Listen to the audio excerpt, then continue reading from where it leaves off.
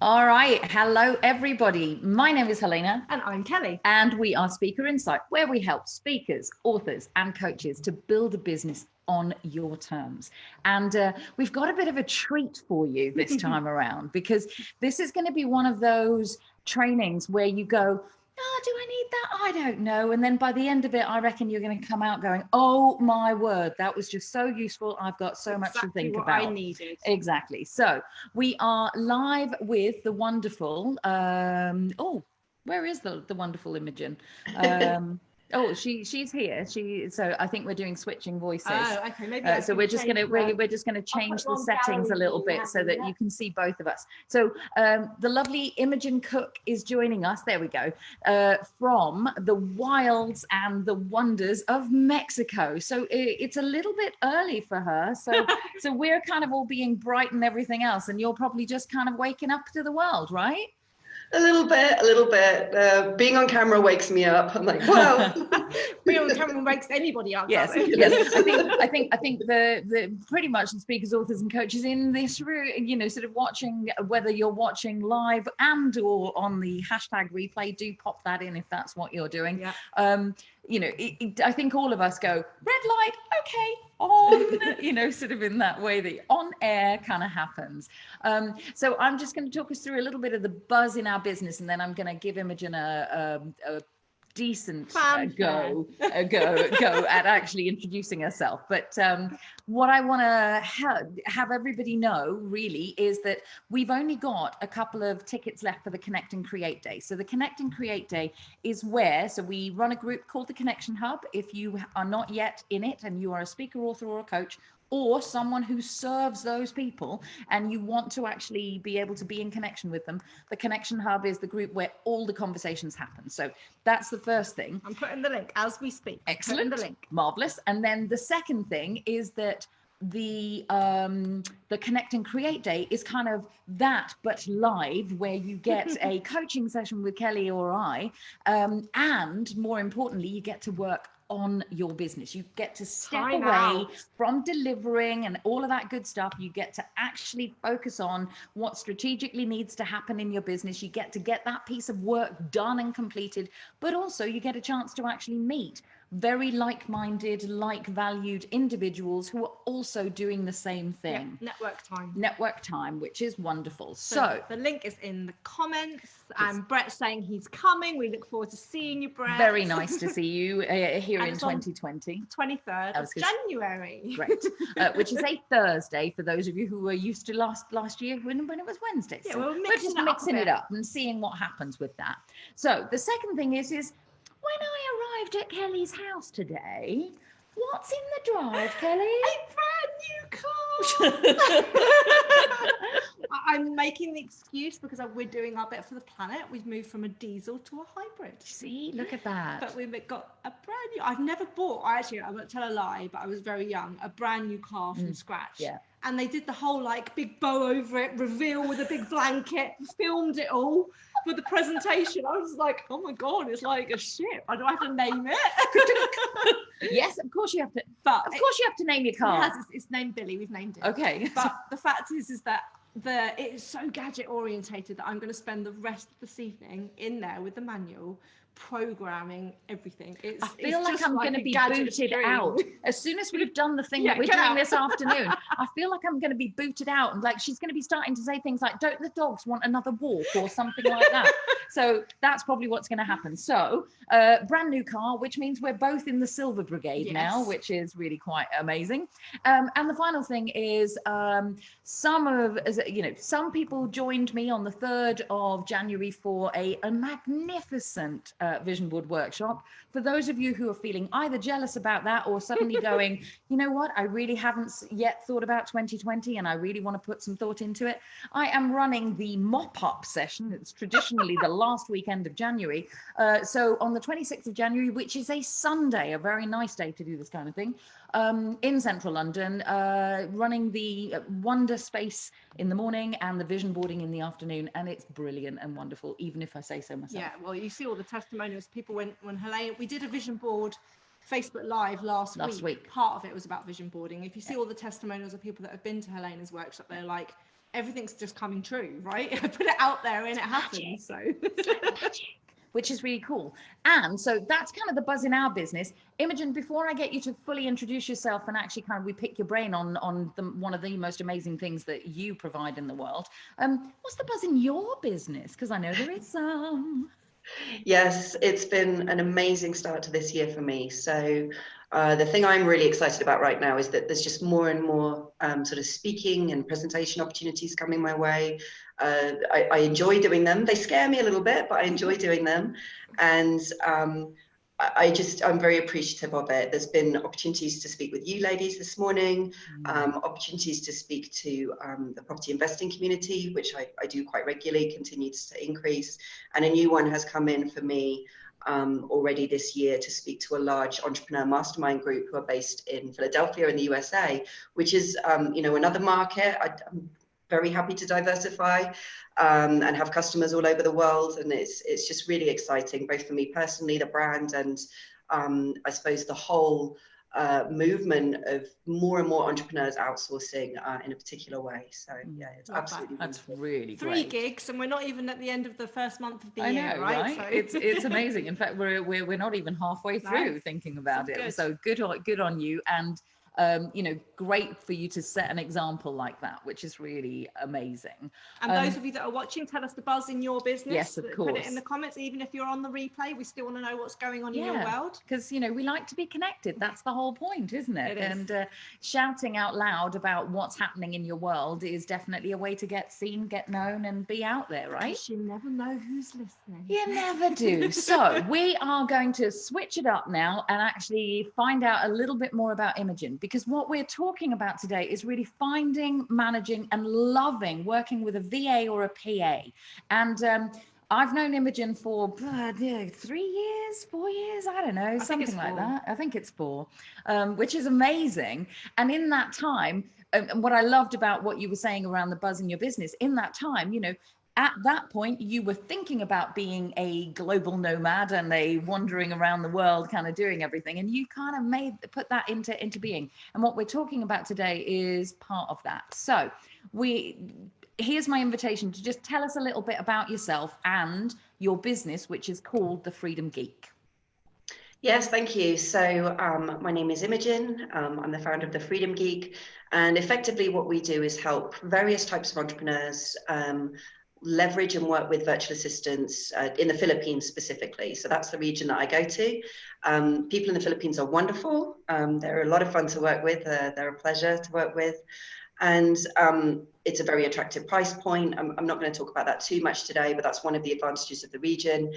And yeah, a lot of people I think in this space just get a bit confused about where to start, how to find good people, that kind of thing. So we really help them shortcut that process to find excellent people really quickly, clear up any questions. And some things that hold people back are just unnecessary. So just really help to push over those barriers that people put up around it. So that's effectively what I do. I run my whole business remotely, which you mentioned. My own team is in the Philippines. I live what I do. And I absolutely love it. Yeah.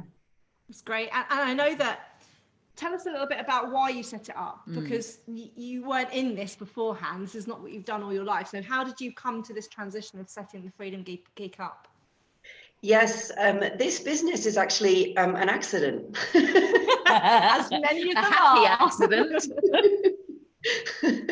It was, I didn't plan it at all. And it's strange how these things come about. I mean, I've always loved entrepreneurship, and for years have tried to make a success of that. I left the corporate world in 2018. I was going to say last year, but time is passing. Beginning of 2018, so it's nearly 2 years now. 2 years. Yeah. And I mean, it's just it's been such an incredible journey with this whole thing. That the reason that it started is because I'm still running it, but it's a bit more on the back burner because this has just taken over my life. But I was investing in property in the UK and stretched too thin, overwhelmed, doing it alongside the job, didn't really have evenings and weekends or lunchtimes or 5-minute breaks because the business was just consuming everything. And I went well, I was thinking about this problem that there just aren't enough hours in the day, and I wanted to accelerate forward and feel a bit more in control. And I started looking into the potential of hiring my own virtual assistant from the Philippines. Right. And what I thought with the beginning of it is, right, I want to get somebody to help me. But not just anybody. I want this person to be switched on, smart, valuable, to enjoy working with them. I want all of these things. So I've got quite high standards. Yeah. And I was like, how am I going to do this? Because, I was like, I'm sure these people exist. I don't doubt that people like that are in the Philippines. They're everywhere, right? Every country has got some extraordinary people. The challenge is getting through to them as quickly as possible without all the wrong people coming through, or accidentally hiring the wrong person, stressing myself out. And with that thought process, I basically then came up with the idea of finding people by putting them through a series of tests and filters and screening. That's one of the USPs of my business, really. We really thoroughly screen candidates. And in the early days, it was never intention to help anyone else, not because I don't want to do that, but because I just had my own problems at the time that were very pressing. And I managed to do it. I created a recruitment funnel, I call it, where effectively hundreds of people apply, and then the people that are left standing at the end of the filtering process really do seem to be the strongest and best people.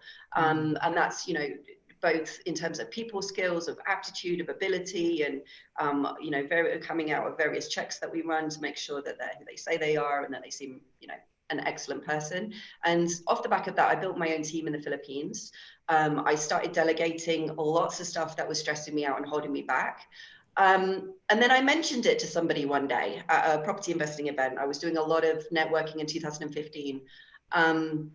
That initial conversation that I had with somebody just went nuts, because they got really interested and they started asking me all these questions, and then they told other people and they started asking me questions, and it was fantastic. It was a very weird experience, because I would go into these events and sometimes people would start to bubble around me asking me questions, which never happens if you're not the speaker. So then, I'm at this event, I've got the speaker giving me funny looks, being like, what's she doing? Who are you?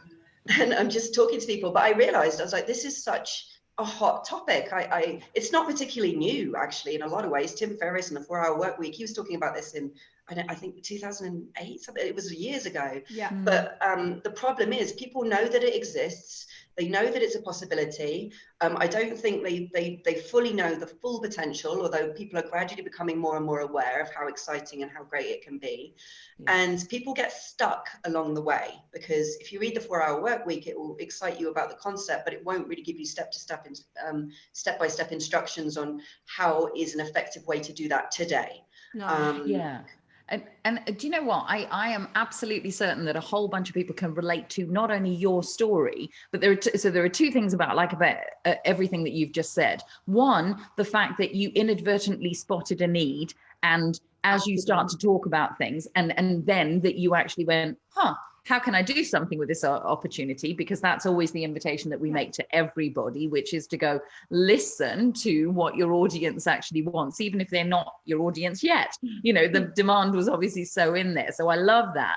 But the second piece is that I think all the speakers, authors, and coaches that are in our community will really relate to that whole kind of overwhelmed, not having my own time, all of that kind of stuff, but might be a bit hesitant about this. So from your perspective, if somebody is thinking about hiring a VA, what are some of the points that they should consider?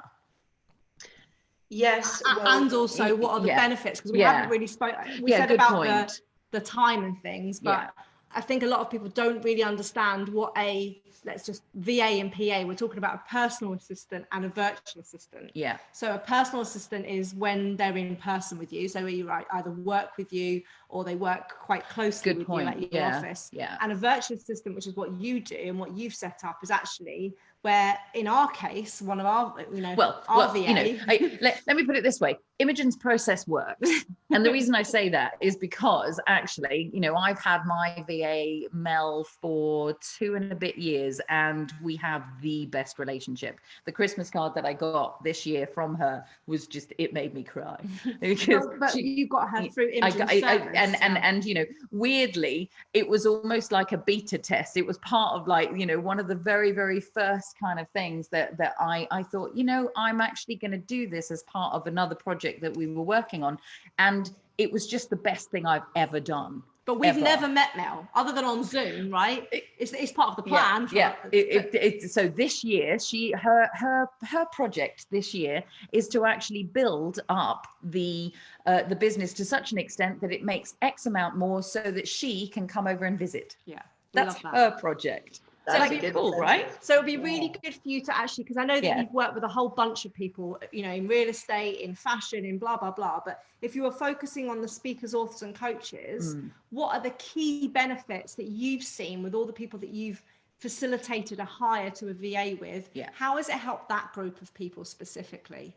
Good point. Yes, a lot of it. It's interesting in that niche, because I think that people can sometimes become quite high profile quite quickly, but not have a support team, which then means they're doing everything from delivering, you know, these amazing speeches to big audiences, to all their own admin and follow up and things afterwards, because they're still the common theme here is that you know, you're trying to do everything within your business. You're trying to be your own marketing department, your own finance department, your own customer services, your own PA or VA, whatever you'd like to call that, your own, you know, day-to-day operations. People are already getting tired and going, oh my God, yes, that's right, don't remind me. Yes, no, I want people to see it. It's so funny because people, and I've done this, and then you beat yourself up. You're like, well, why can't I get everything done? And it's like, well, because you're trying to be, I don't know, a dozen different departments in a business every day, and that doesn't work very well. Yeah.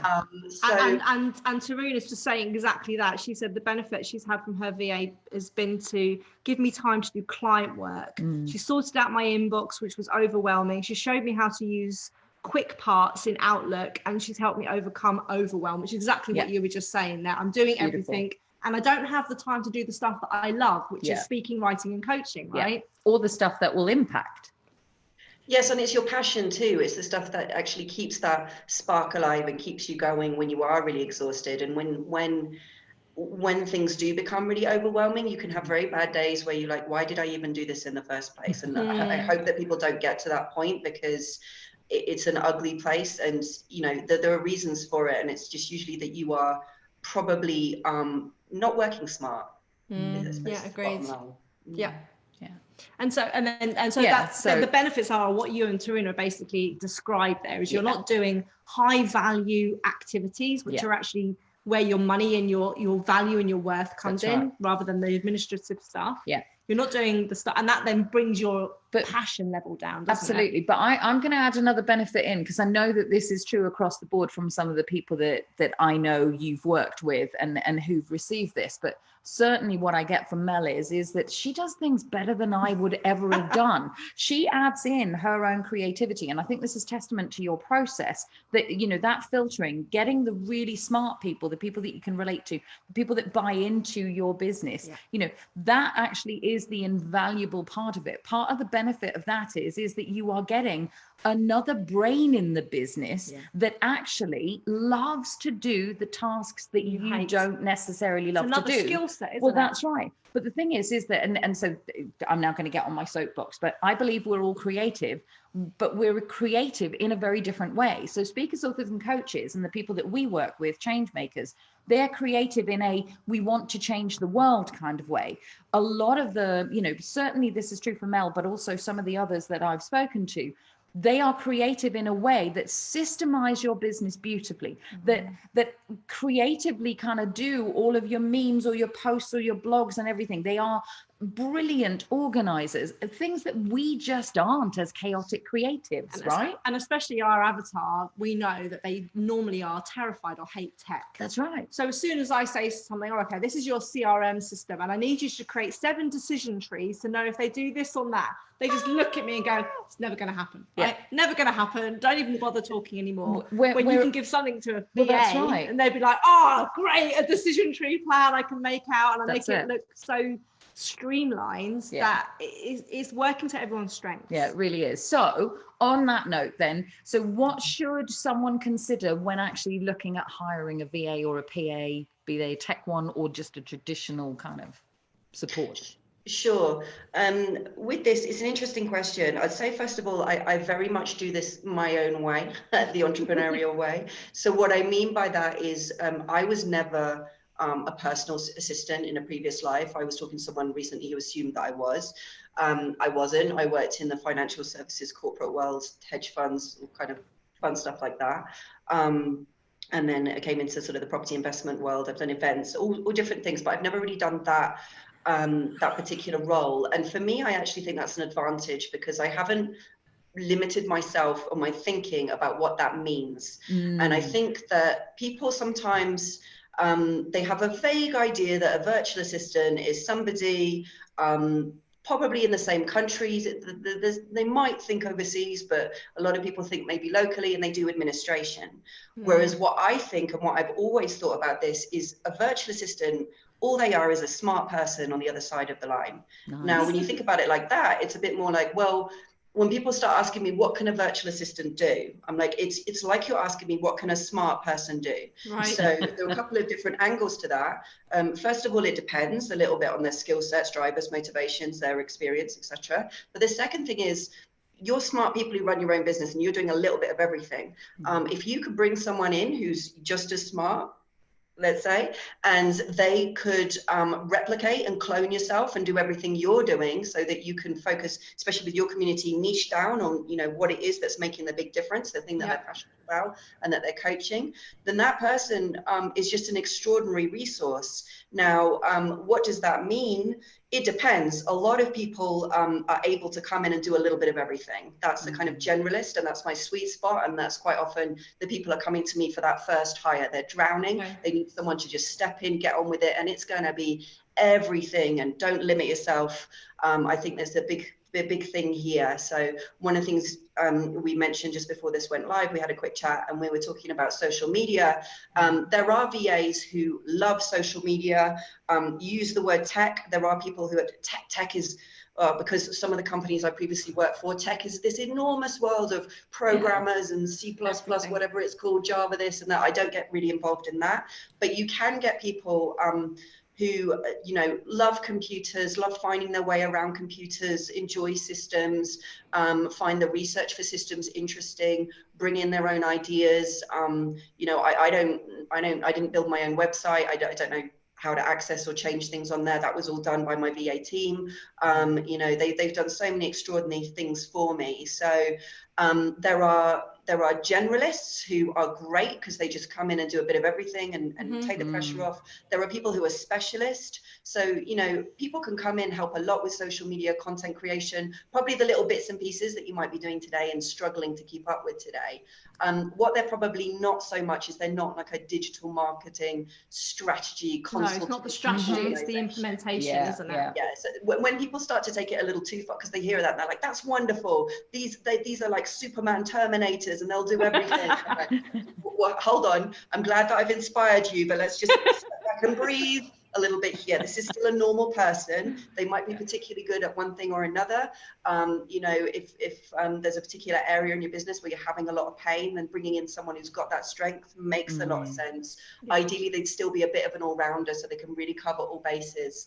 So that's what I would say about that. And then, but yeah, there are lots of VAs that come to us who've got some basic experience with WordPress and email blasts and CRMs. And, you know, most of the systems that people are probably working on at this level are not too complex for somebody who enjoys systems. So. I think the important thing to say about kind of the people who come through your recruitment funnel is also that because they're smart, they can learn.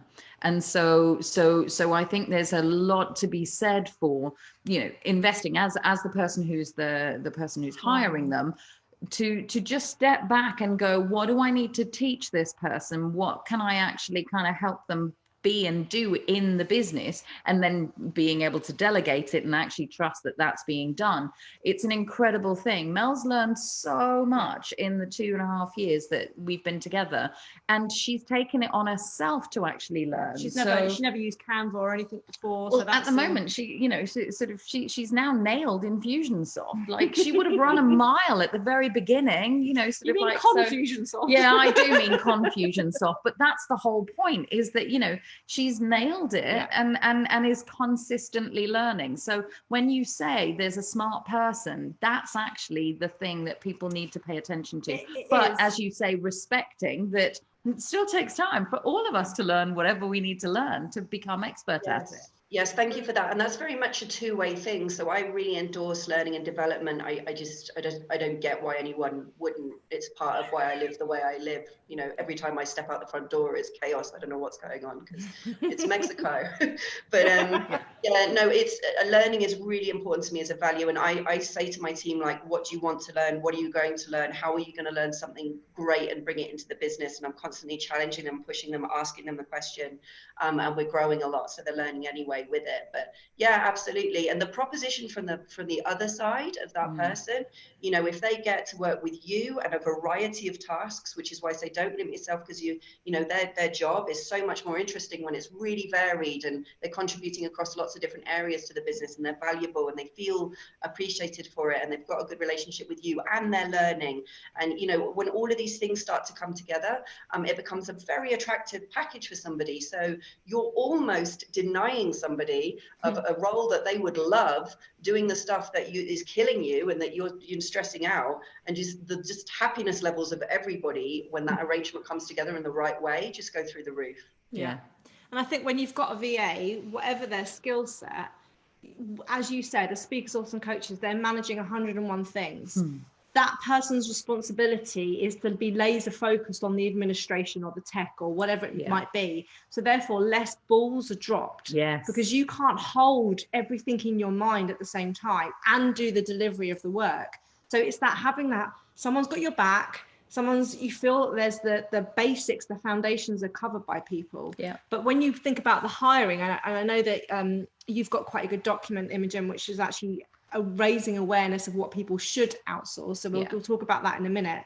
But when people realize what they want to give away, then that helps with the hiring, because if they are going to be booking appointments virtually and doing discovery calls with your clients, then obviously their interpersonal communication skills need to be really good. Yes. If they're going to be diary management, they've got to have attention to detail, looking at, those types of things. And if you've got the tech side of things of knowing how to use social media platforms or CRM databases, do it fast. Then you start to go, okay, well, let's look at the skills, the attitude, the competencies of that person to know what is a good match. And I know that's what your service does, is go, yes, they can do all of those things, but what are your top 5 key areas that you need this VA to do to lighten your load? And then we look at the aptitude and the skills based on that.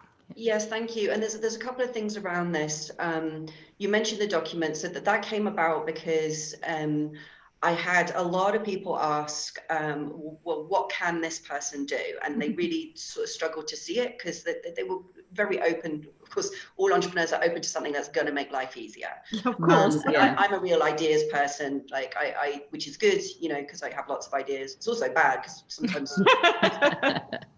And if they've got other people like that, it probably attracts a lot of the speakers and coaches. But it's difficult to switch off when your head is like that. It's a crazy little world that you live in. But on the ideas front, I challenged myself to write a document of 100 things you could outsource to a virtual assistant. And I did it because I thought, if I give somebody 100 ideas, even if only half of them were relevant, even if they only did one thing a day, your business would be completely transformed in about 50 days. But there's another side to this as well. That's what I can do to help people.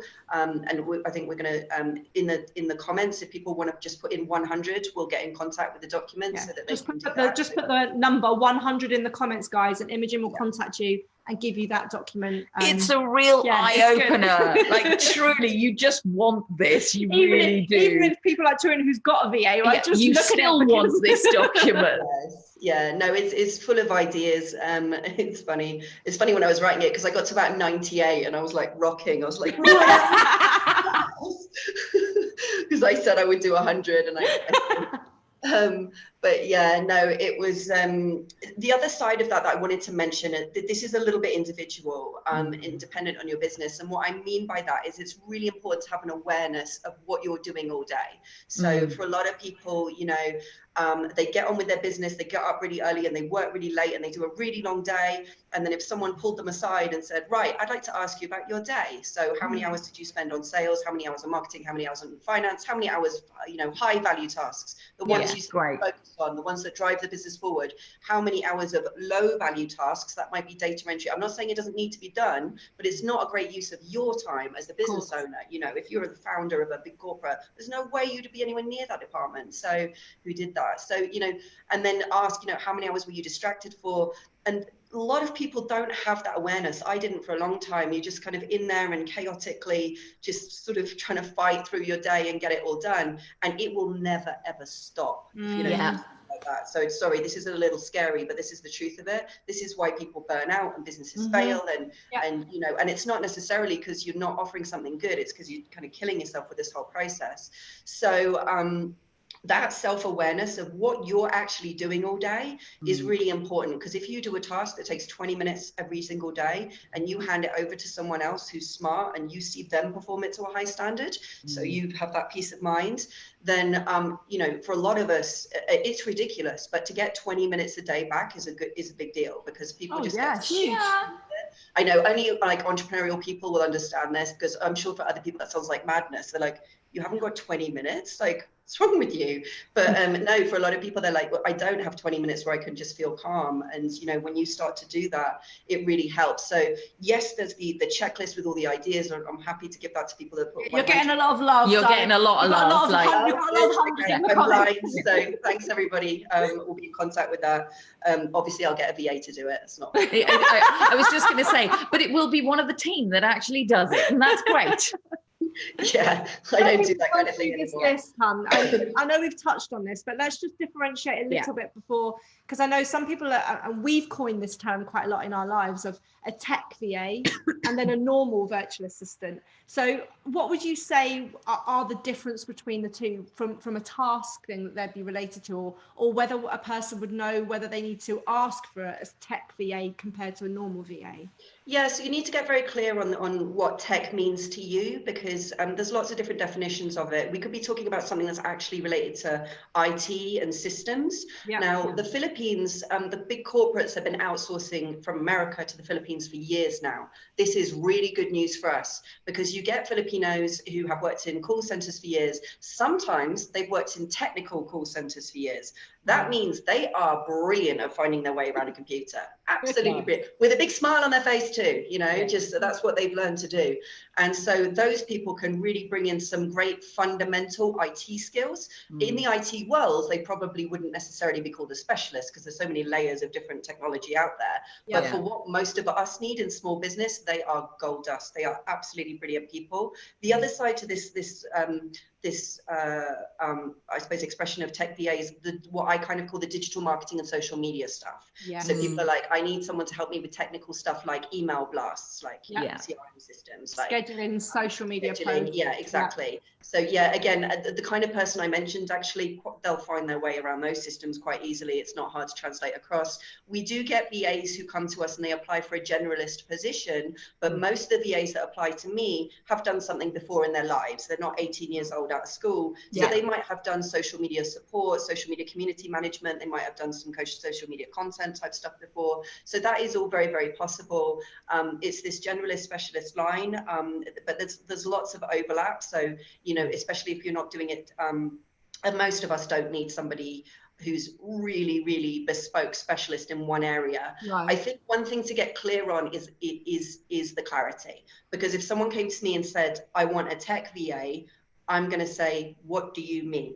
Do you want someone to help you with Facebook? Do you want someone to help you with Instagram? Do you want someone to help you with LinkedIn? Because those are three very different platforms. If we're talking about the marketing world, these are other marketing systems. If you can just get a bit more specific about exactly what you need, then I can look at, you know, well, my VAs run this too. They can look at the CVs, the resumes of the people that we've got in our database to see whether relevant skill sets apply, so that we can, you know, arrange interviews and things. Because you've got some people that can do like Facebook ads and stuff. If they were given the strategy from a consultant, they could actually build the ads, monitor the ads, all those types of things. Some of your tech VAs as such could have got that skill set, haven't they? So it's really looking, as you say, knowing what you want and who you're looking for. And Facebook ads, that kind of thing, it's not that hard to learn. It's just that there are 20 million things in our business that are not that hard to learn, and we don't have time for it. And so you all know that, you know, what I'm about to say is oh, here we go. Yeah, here we go. Because, hey, if you're thinking about hiring a VA, maybe what you want to do is you want to do a 4 intentions on that. And actually kind of, you know, start doing the thinking about what is my intention for my business and for myself and for the VA to actually have, because it's a really good first place to start. And I think how you can complement that is to actually go, okay, so you've obviously worked with loads of people now. What are some of the things that hold people back from hiring a VA? Because those two things together, I think, will really kind of open the world up for you. So what are some of those things, babe? Yes, no, thank you. Just on your intentions point as well, I'm just going to rewind for a second. That's a really useful thing, because don't forget what will happen in reality when you do this. So you say, right, I need a VA, and you go and you get someone and they're super smart. And from their perspective, they're, you know, hopefully very excited, can't wait to work from you. From the Philippines, we're very exotic creatures in England. They're like, oh, who are these non-American people? They're a lot more used to American hirers. Sometimes Australia, the UK is, you know, we're like special exotic creatures. It's funny. I know it's funny for us, but for them, I'm going to walk around for the rest of the day going, I'm a special exotic creature. I feel like I need to go to or something. For someone in Manila looking at you, you're very interesting. Yeah, they love that. There's a very sweet curiosity, and that they're excited, and you know, they want to come on. They know they're going to be involved in an entrepreneurial business. They start the first day of work with you, and they're like, what am I going to do? What are you going to give me? And if you haven't been through that process of just sort of thinking, because you're the boss, that moment in time, you're the boss, you're going to be leading it. You should. They're ready to go, right? They're like, throw whatever at me, and you're like, oh, I haven't got. Yeah, they will. They'll be like, let's go, and you need to be ready to go. So going through that exercise of just understanding how you're going to sort of structure it in the beginning, the first few days, what they're going to look like, what your intentions are, that, you know, the business goals, having that ongoing conversation with them. It's really important, because you are going to lead this. I'll facilitate everything, but you ultimately have to lead it. So that's just and it is like, you know, please do think of it in this way. And thankfully when I took on Mel, you know, sort of, actually, one of the best things that I've done in my past is I've run induction programs over and over and over. And that's literally how I treated this. I mean, she's here with me now, nearly 2.5 years later. She is, in effect, a freelance employee in my business. She works full time for me. So please treat it like that, because this is an honored person who is going to be thinking alongside you.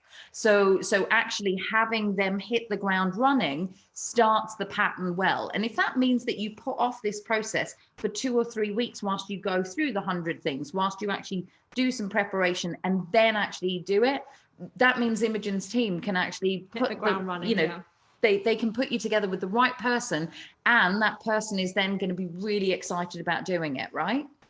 Yeah. Absolutely. So you were asking me about what holds people back. Yes. And when people hear this, right, it's they're like, come on. Okay, I can get somebody who's a mini me to do all the stuff, so I can do the stuff I love.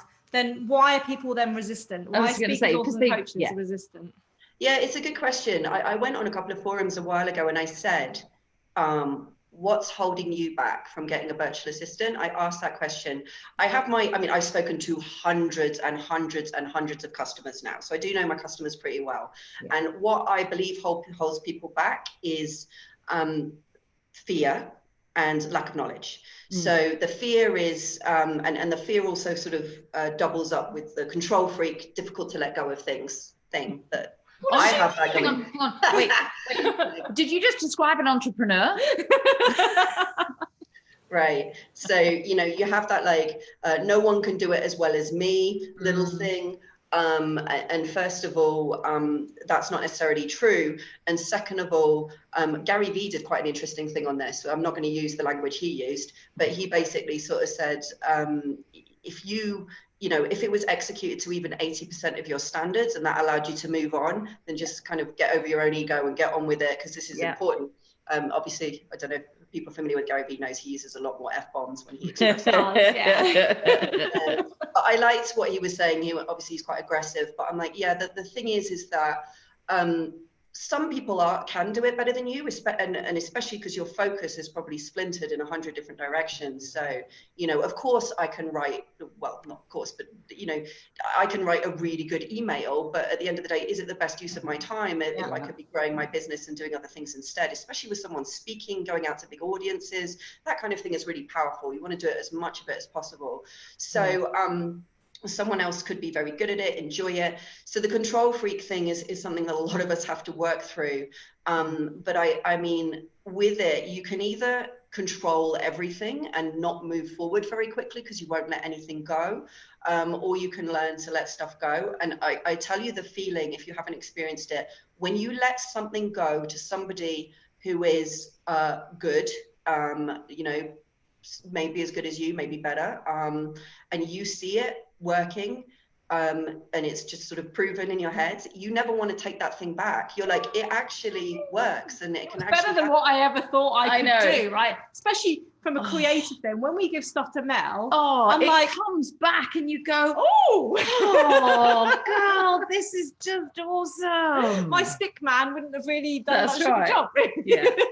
Yeah, so exactly. No, thank you. When it's the right person with the right standards, with the right information, of that feeling, you presumably don't want to jump in there and replace Mel and do it yourself. Like, there's absolutely no desire, and it's just relief. No, I work very, very hard at making sure she loves us lots, so that she never thinks to go anywhere. And thankfully at the moment that's working. When she watches this back, because I will make her watch this back, she watches it back, she uploads it to YouTube anyway, doesn't it? Like, it was all about you. She's the that's right. But people can help that control. I know that I've written whole brand guideline packs of the fonts and the colors and the typography, and whether I like exclamation marks at the end of sentences and all that type of stuff, to actually go, this is how I like it.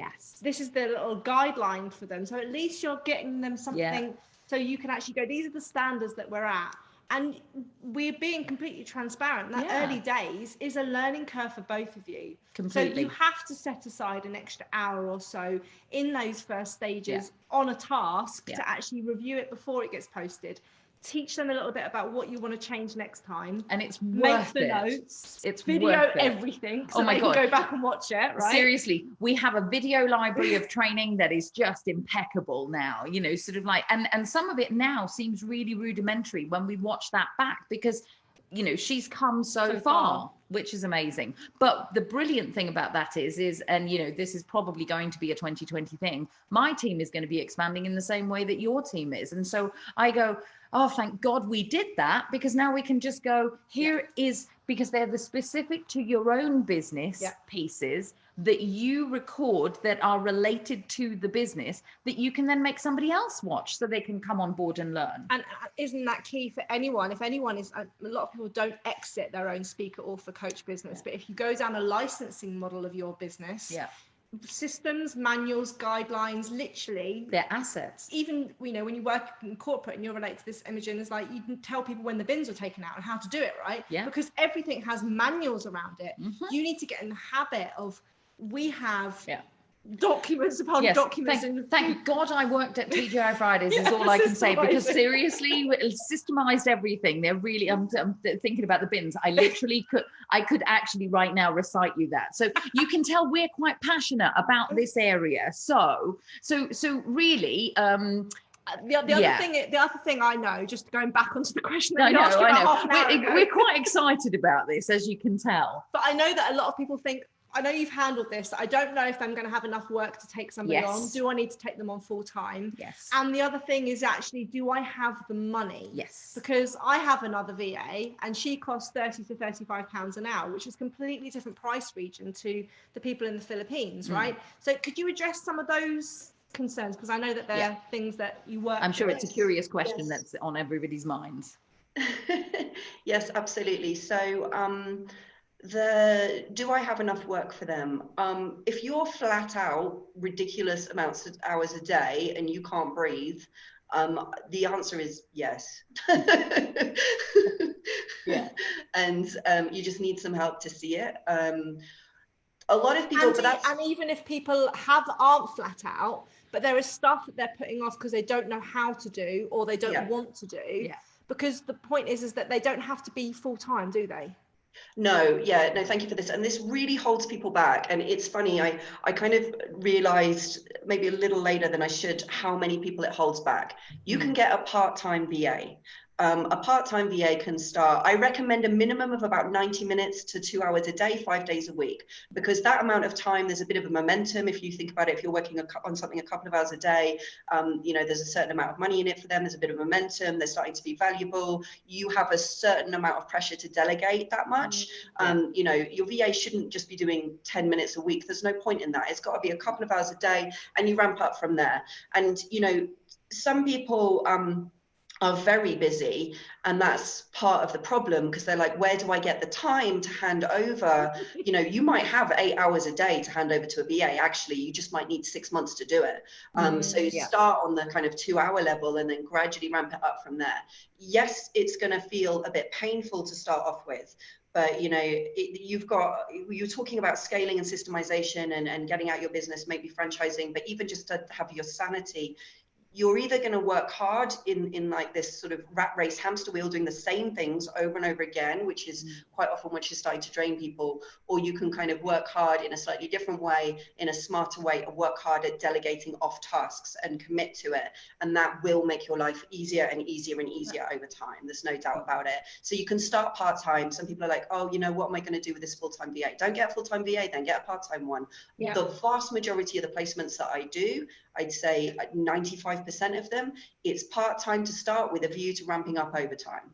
So people who are letting them hold that back, it doesn't even exist. That's not even a thing. So get over it. Yeah, get over your big build a bridge and get over it. That's right. Yeah, it's true. It's just don't be like me. Don't go all in. Yeah. And then people where 35 pounds an hour is still too much for them. Yeah. Can you give us a price comparison? I've just put a link in the comments, darling, to your Freedom Geek website, so people can come to you and explore your process. But just exploring the Philippine market compared to the UK market at the moment, what is the price difference averagely? Yeah, people want to talk about money a lot. That's fine. You can hire someone extraordinary from the Philippines from the region of £2 to £4 an hour. Yeah. So, we're talking 10 times cheaper than local from the UK. Yeah. And let's just highlight on that's not exploitation. No. If you look at the culture and the ethics and what that actually is in their monetary terms, is actually quite good, isn't it, Imogen? Just to break that. Yeah, it can be, especially that higher end. It is good. I mean, when I advertise this position to people in the Philippines, I put the rates in, and I put them in pounds and I put them in US dollar equivalent, because sometimes VAs are a bit more familiar with the US dollar rates than the pound rates. And I get hundreds of people apply for that rate. So that wouldn't be happening. And I get good people apply for that rate. Yeah. So, there are areas of the Philippines that there's just not as much money there. It's not a privileged part of the world. It's the third world. People don't have the same opportunities that they would have here. They're very happy to work for much lower rates. It translates very differently in the local economy. And I mentioned this last time I spoke to you, but I think it's a good sort of story to illustrate exactly what we're talking about. When I was interviewing, which I don't do anymore, but when I first started, I did a lot of the interviews for the Philippines. I actually had to remove myself out of that process because I wanted to hire everybody, and that's just Yep, delegate that one to somebody else. I was like, I'm going to remove myself from this room because I'm far too excited and a bit more level-headed and practical. I was like, let's hire all of them. Let's hire the Philippines. I was talking to this young guy, and he said to me that he wanted to make better money, and he was at that time working in a fast food sort of equivalent place. It was burger joint type of a sort of equivalent of Burger King, McDonald's in the Philippines. And I said to him, well, what if you don't mind talking about it, what would good money be for you? And, what are you making at the moment? And he basically was making about 25 US cents an hour. So 4 hours to make $1 or $2 US a day. Very, very, very low, obviously. So for someone like him to be able to come online and work with us, the difference would be enormous. I do say with this, I want to get the balance right here between entrepreneurial startups who don't have a huge budget to hire. Sure. This is one of the things, and people have said to me before on the phone, they're like, it's too painful for me to pay somebody 30, 35, 40 pounds an hour, maybe 25, whatever will come in from the UK. They're like, I just can't afford it. Yeah. And then they'll be, and some of the people, they're like, I just feel that they don't care about my business very much because they're probably servicing a lot of clients. There's, a self-employed VA. So, there's a bit of a stress with that. And when we're in those early days where it's survival mode for a lot of us, actually, we don't really know in a lot of instances if our business is really going to be alive next year. I think a lot of us have been through that process. Yeah. And it is day-to-day terrifying. And to get somebody who's going to be able to help you at the right price is fantastic. And I'm not saying don't pay them more. I never said don't pay them more. So anyone who's confused about that, don't be. You absolutely progress them, pay them more. It should always be in line with a strong performance from them. If they come from me, I want that person to be a superstar. If you don't think that they are, then that we can have a conversation about that. But if they really come in and they're incredible and your business can afford it, then absolutely pay them. But just to let you know, £4, £2 is fine. Loads of people will do that. £3 is a bit more solid. £4 is good.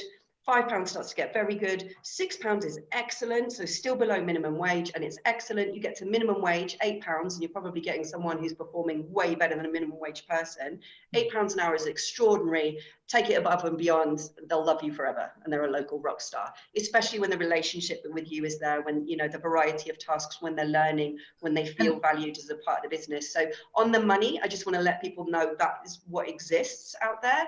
And when people come and like, well, I don't think it's fair to pay less than £8 an hour, I'm like, pay them £8 an hour, they'll love you, that's not a problem. But just to let you know that makes them, that's probably more like, it's very hard to equate, but they're making good money. They're making good money. And you think of how you can swap it, right? Don't have your cup of coffee. Yeah, that's exactly it. It's like how many cups of coffee could you forego or make by yourself rather than have at Starbucks or whatever that allows you to actually have all other coffee shops are available. Sort of in that way. And actually, I would go to a different one thinking about it. But that whole point being that actually, so one of the ways in which I did it, certainly when I initially did this, sort of because I was switching from one business to another, and actually that business couldn't necessarily afford it, but what I did was I made the business invest in certain courses and everything else. So Mel actually got the wage that I was giving her, but also plus the I bought her a yearly subscription to Microsoft, which was 56 quid for the year or whatever it was, but for her, and then the Udemy courses. So be creative, even if you're bootstrapping at the moment. Don't let that be an issue, because actually you can build a lot of loyalty in that way. And I know you're going to say something now. No, thank you. It's a really good point. That there is an extra element to that, or an extra dimension, which is be a little bit careful about assuming what motivates them.